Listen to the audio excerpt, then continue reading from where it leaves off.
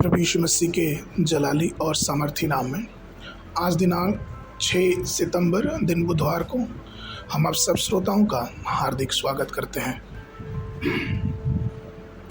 आज के लिए वचन लिया गया है पहला पत्रस की पत्री उसका 5 अध्याय 10 पद।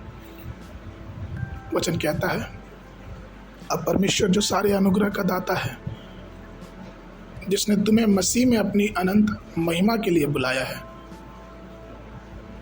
तुम्हारे थोड़ी देर तक दुख उठाने के बाद आप ही तुम्हें सिद्ध और स्थिर और बलवंत करेगा। प्रिय, परमेश्वर ने हमें पवित्रता की ओर, शांति की ओर और अपने शाश्वत महिमा के लिए बुलाया है।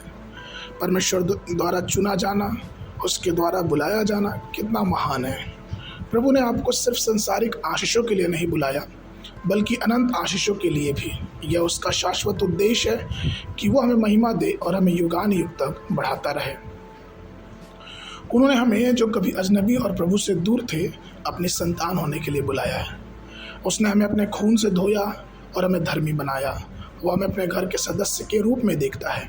वो हमें अपना भाई, अपना दोस्त, अपना सह उत्तराधिकारी कहकर बुलाता है। वो हमें पुत्र की भावना से भी देखता है, जिससे उसने हमें उसको अब्बा और पिता कहने का अधिकार दिया है। उसने अपनी दुल्हन भी बुलाया है। यह कितना अद्भुत है। जिसने हमें अनंत महिमा के लिए बुलाया, उसने हमारा नाम जीवन की पुस्तक में लिखा है। उसने हमारे लिए स्वर्ग का राज स्थापित किया है और हमारे अनंत जीवन के लिए भवन भी तैयार कर रहा है। वह हमें अपने महिमा में स्वरूप के समानता में बदल देगा। मिट्टी का शरीर एक दिन टूट जाएगा, खत्म हो जाएगा, और एक दिन महिमा का शरीर हम सबको मिलेगा। प्रभु ने भविष्यवक्ता दानियल से कहा, दानियल की पुस्तक उसका 12 अध्याय 3 पद में, जो बुद्धिमान हैं वे आकाश की चमक की तरह चमकेंगे, और जो बहुतों को धार्मिकता में लाते हैं वे हमेशा हमेशा के लिए सितारों की तरह चमकेंगे। हाँ, हम प्रभु के साथ युगान युग चमकते रहेंगे। यह शाश्वत महिमा है। क्या आप उस कृतज्ञ हृदय से उसे याद रखते हैं? क्या उसे धन्यवाद देते हैं? जिस प्रकार से पहला थिस्सलुनीयों की पत्री उसके 2 अध्याय 11 और 12 पद में पौलुस लिखता है कि जैसे कि हम जानते हैं कि जिस प्रकार एक पिता अपने बच्चों को समझाता है, उसी प्रकार हमने तुम में से एक को उपदेश दिया और संतावना दी और आज्ञा दी कि तुम परमेश्वर के योग्य चाल चलो, जो तुम्हें अपने राज और महिमा में बुलाता है।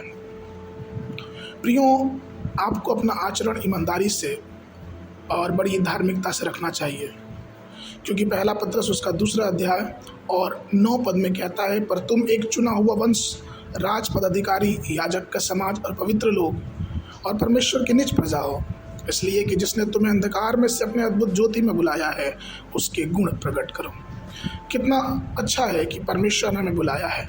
परमेश्वर ने हमें चुना है उस अनंत महिमा के लिए, जिसके भागीदार उसके लहू के द्वारा हम और आप हुए हैं।